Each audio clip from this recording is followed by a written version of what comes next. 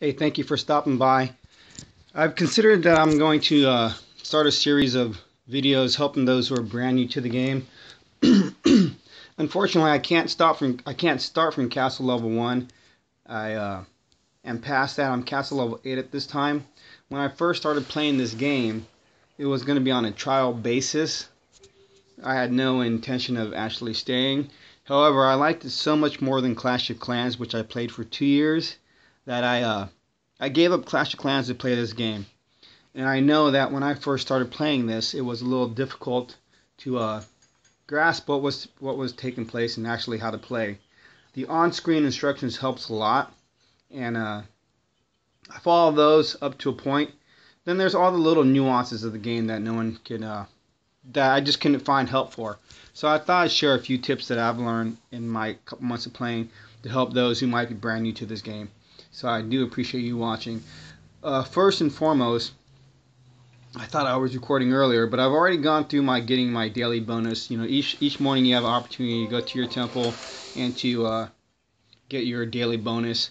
I got a pickaxe. Yay. Yay for me. So you want to do that every day. Now this video isn't intended for someone who's just starting out at castle level 1, because at castle level 1 you cannot do player versus player battles. You can only do the campaigns, which I recommend doing up to the point where you can no longer beat the campaign at the level of troops that you have. Right now I'm at the Alliance. I cannot pass this with the level of troops that I have. I'm only going up against a 20k defense. However, their troops are double my troop level, so it's even with my maxed out Nestus level 30 Titan, I cannot pass this. So all these campaigns, they will give you resources. The resources are limited. However, they will give you lots of gems. Lots of gems that you can use for portal stones, which I would recommend using your gems. This is my 1,203 gems for portal stones, and not for speeding up any buildings or saving troops or anything like that. I did in the beginning, but that was a foolish thing on my part. I found that having the portal stones is more important than rushing a building along, because you can't always be on this game, or saving a couple troops where you could just spend a little bit of resources.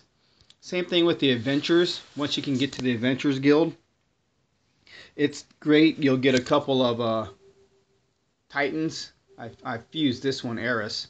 But you'll get a couple of titans. You'll get a little bit of experience of seeing how you can maneuver your troops, because doing the campaigns, it's a little bit more complicated than just rushing into a player versus player battle and hitting people head on. You have to read what it says. Sometimes you have to get from one place to another, so on and so forth. So keep doing the campaigns up to the point you can't, and once you get a stronger army, do them again, because I know I will. So one of the tips that I learned is don't collect your resources. As you see, my food and golds are full. Don't collect your resources unless you can use them, because if they're not collected, people cannot, they won't be able to capture that resource from you. My land layout, I like the way I laid out my land. It looks nice to me. I've done my first expansion. I have the opportunity to do my next expansion when I go up in castle levels. But you know, put your land however you want to put it. I like to do things symmetrically as best as possible. You can simply click on one of your pieces, hit the bottom left corner, and that will allow you to move your territory.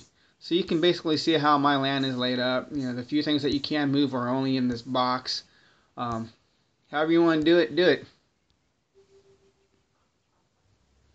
So that being said, let's get to the real meat of the game. Again, I apologize. I've already gone through this. I thought I was recording, but I've lost it. Right here has your quests. You'll get familiar with this. When you're beginning off, you have a whole bunch more quests because of the campaigns. I've gone through so many. This is what I have left, and as you see, I can get decent gems. 120 gems for completing that campaign. I wish I could. Also, you have your daily quests. It's good to complete these to get the gems. It helps you getting your portal stones. When it comes to capturing enemy lands, my suggestion to you, with the new update that happened a while ago, you cannot delete your plinths. Your floating lands, you cannot delete them once you have them. They have to be captured and taken from you. You can only have one less than the total amount of lands you can have. So I can have 7 lands. So if I have 7 lands, I'd be required to keep 6. But if I did, I would just keep getting attacked, and it's not worth it. You want to be an asset to your alliance, not a deficit. That being said, let's look at my battle log. Now you see my garrison's the only thing getting hit. Just my garrison. And they're not getting very much. They're not getting very much resources or VP. I'm at a castle level 8. My experience level tells me I can be at a castle level 11, or castle level 12, but I've chosen to stay at a castle level 8 until I get my Titan army stronger. I don't want to go up in levels because I like being able to attack higher up and getting the benefit of attacking higher and getting the honor and getting larger VP. And if they return and retaliate, again, they don't get that much. When I attack someone, like if I hit Thor, I can get 3,000, 4,000 VP, he gets 1680. Either way, I make more, and they're attacking my garrison using 6 stones at a time when I attack their lands for 3 stones and get double or triple the VP that they're getting. But we'll save that for another episode. What I really wanted to share in this episode was just navigating the game. I spent a lot of time going back to that view of my lands to make troops, to create spells, when I didn't need to. I didn't realize that there was an on-screen button you can hit, and I'll share that with you. You may have already found this, you may not have. So let's see. So when you're going from castle to castle or garrison to garrison, land to land, you can use this lighten button on the bottom. It will take you to it's quick attack. It takes you to your next choice. I don't really use this. I know who I'm going to attack, and I'll cover that in another episode. But let's go back to looking at my land by hitting that Eye of Sauron. You see I have a shield. What I found was, if you look across the top, you see your builders. You have 4 builders, your portal stones, your resources, your gems. You can hit those, and it'll bring up this where you can choose to get more.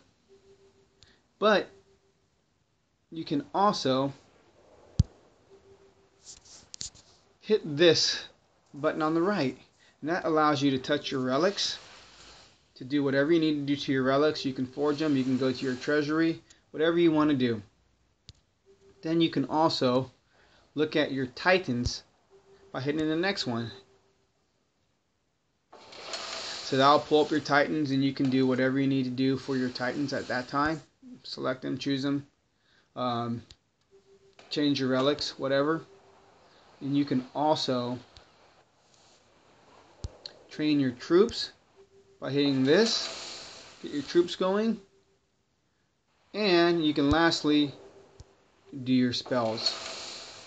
I did not recognize this or realize that you could do this. I would always go back to the land view, losing time to create my spells and train my troops. But now I know I don't need to. So in the next video, we'll share going through some simple attacks, seeing how you want to economize your attacks, how you want to use as little as possible and lose as little as possible, so you reap the most benefits.